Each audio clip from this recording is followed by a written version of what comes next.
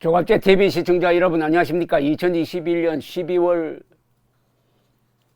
6일입니다. 이상하게 이 비천한 집안 출신이라는 것을 자랑하듯이 하면서 선거운동을 하는 사람이 있습니다. 이 이재명 후보인데 최근에 이런 이야기를 했습니다. 제가 비천한 집안이라 주변을 뒤지면 더러운 게 많이 나온다. 진흙 속에서도 꽃은 피고 제 출신이 비천한 것은 제 잘못이 아니니 저를 탓하지 말아달라. 우선 이재명 씨가 비천한 집안 출신이라고 누가 탓을 했습니까? 누가 공격을 했습니까? 지금 국민의힘 쪽에서 이재명 씨를 집중 공격하고 있지만은 집안을 따져서 공격하는 것은 단 한 번도 들어본 적이 없습니다. 그런데 자신이 만들어가지고 없는 걸 만들어가지고 그걸 가지고 또 선거운동을 합니다. 아니 자기가 비천하다는 걸 자기가 선전하고 내가 비천한 출신이니까 우리 주변에 집안에 무슨 문제가 있더라도 나를 욕하면 안 된다라고 요새 말로 쉴드를 치고 하는데, 노무현 후보가 2002년에 장인의, 그러니까 권영숙 씨의 아버지죠, 장인의 이 부역건을 문제를 제기를 하니까 아마 당시 이인재 후보였을 겁니다. 그러면은 이혼하라는 말입니까? 라고 반격하던 것이 연상됩니다. 이인재 씨는 그 이념 문제, 사상 문제를 이야기를 했지 이혼하라고는 안 했습니다. 근데 이혼하랍니까? 이혼하라는 뜻입니까? 라고 이렇게 반격을 하니까 그게 상당히 효과가 있었어요. 그러니까 이재명 후보는 지금 자신과 자기 주변에서의 문제점을 이걸 비천하니까 이런 일이 일어났다. 그러니까 이 비천은 내 책임이 아니다. 이런 문장 아닙니까? 비천한 것은 제 잘못이 아니니 저를 탓하지 말라. 그러면은 부모 잘못이라는 거죠. 야, 이걸 뭐 폐륜이라고 그래야 됩니까? 이 몰상식이라고 그래야 됩니까? 예의 없다고 해야 됩니까? 이렇게 되니까 자연히 국민의힘이 또 이걸 가지고 공격을 하지 않을 수가 없습니다. 비루한 감성팔이이자 국민비하다라고 하니까 민주당은 윤석열 선대위는 검찰공화국 선대위라 공감을 못하나 하고 치고받고 하고 있습니다. 이양수 국민의힘 선대위 수석 대변인은 국민비하로 이어진 이재명 후보의 비루한 감성팔이라는 제목의 논평을 내고 딱한 가족사에 대해 국민은 아무도 묻지 않았다. 심지어 누구도 비난한 적 없다. 그런데 스스로 출신이 비천하다고 말하며 자신의 일생에서 벌어진 일을 모두가 그 비천한 출신 탓이라고 돌려세웠다. 가난하게 태어난 것은 죄도 아니고 부끄러워할 일도 아니다. 이재명 후보가 언급한 청소부, 야쿠르트 배달부, 미싱사, 건설 노동자 중 어떠한 직업도 비천하지 않다. 지나친 자기 비하로 국민의 눈물샘을 자극해서 자신의 허물을 덮고 위기를 극복해 보겠다는 얄팍한 수에 국민은 정권 교체로 화답할 것이다.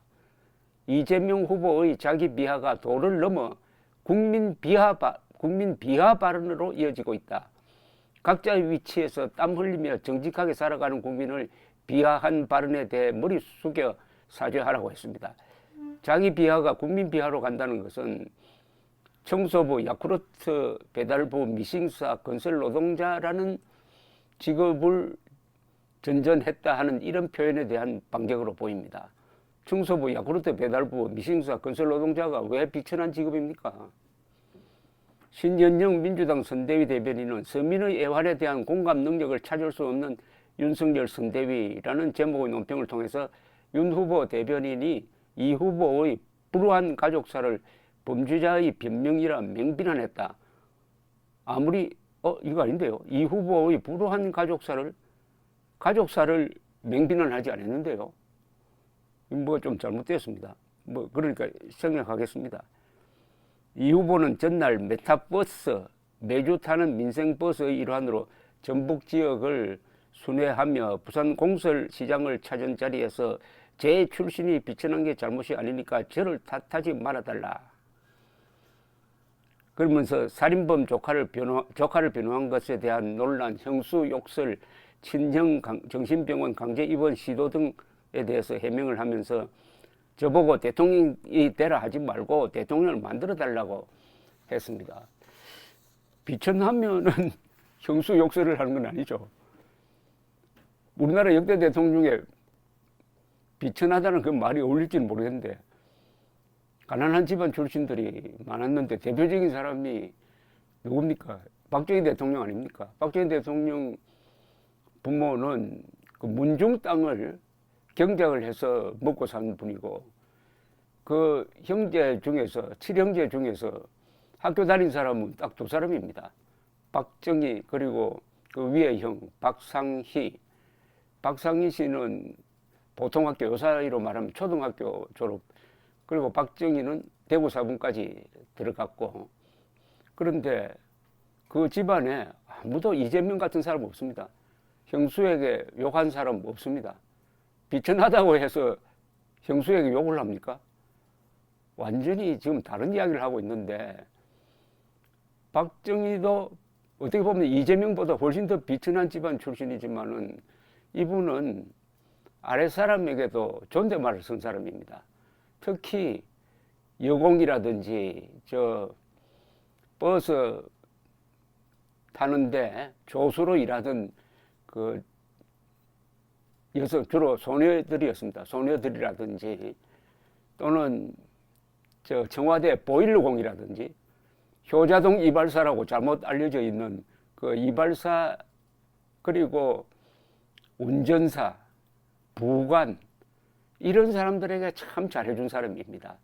그러니까 아래 사람을 대하는 태도가 이재명과는 완전히 딴판이었다 이겁니다. 그 중에 하나 소개해 드리겠습니다. 박정희 대통령의 품성을 잘 보여주는 글 하나를 제가 소개해 드리겠습니다. 이 글은 박중훈 전 국무총리를 지내시고 당시는 상공부 장관이셨던 분이 쓴 자신의 회고록 남기고 싶은 이야기들에 나오는 대목입니다. 지금부터 읽어드리는 것은 박충훈 씨가 한 겁니다. 박충훈 전 장관의 이야기입니다. 이것은 좀 감성적이라 할 수 있을지 모르지만 너무나 인상 깊었기에 적어본다. 우리나라 젊은이들은 타고난 손재주도 물론 대단하지만 배우겠다는 향학열 또한 세계 제일이라 해도 지나치지 않는다. 날짜가 확실치 않은데 어느 날 구로공단 작업장에서 있었던 이야기다. 박정희 대통령은 몇 사람의 수행원들과 함께 공장을 둘러보는 과정에서 연하문살 된 소녀가 제 옆에 대통령이 와 서 있는 것도 모른 채 일하고 있었는데 대통령께서는 바쁘게 놀리고 있는 소녀의 손을 내려다보다 덥석 그 소녀의 손을 잡고 내 소원이 뭐냐고 물었다. 응급결에 대통령에게 손목을 잡힌 소녀는 어리둥절했다기보다 무슨 잘못이라도 저지른 것 아닌가 해 급에 질렸을 게 당연한 일이다.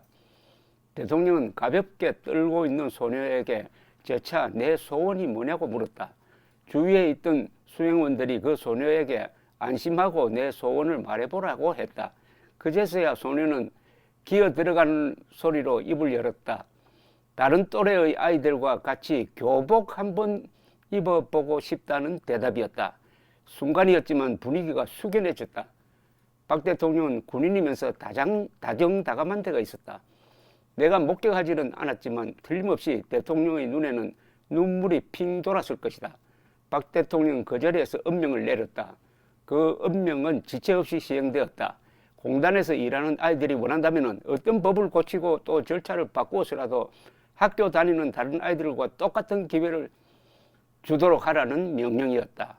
야근을 마치고 다닐 수 있는 학교와 어떤 졸업장과도 구별되지 않는 똑같은 졸업장을 주도록 하라고 명령했다. 며칠이 지난 후 그 소녀가 아무도 보지 않는 밤길이었지만 교복 입고 가방 들고 학교 나갔을 때의 심정은 좀처럼 상상하기 어려운 감격이고 드라마였을 것이다. 그 소녀가 얼만큼 열심히 공부했을 것이며 직장에서도 얼마나 헌신적으로 일했을 것인가는 말할 나위가 없는 것이다. 모든 살아있는 것을 사랑한, 특히 작은 것, 약한 것, 아래에 있는 존재를 사랑한 분이 박정희 대통령이었습니다. 그분이 이재명보다 더 비천한 집안에서 태어났지만 음주운전하고 무고하고 검사사칭하고 그리고 깽판이라고 딱 요약할 수가 있는 특수 공무집행 방해했다는 기록, 형수에게 욕했다는 기록이 없습니다. 비천한 거하고 품성은 아무 관계가 없습니다. 감사합니다.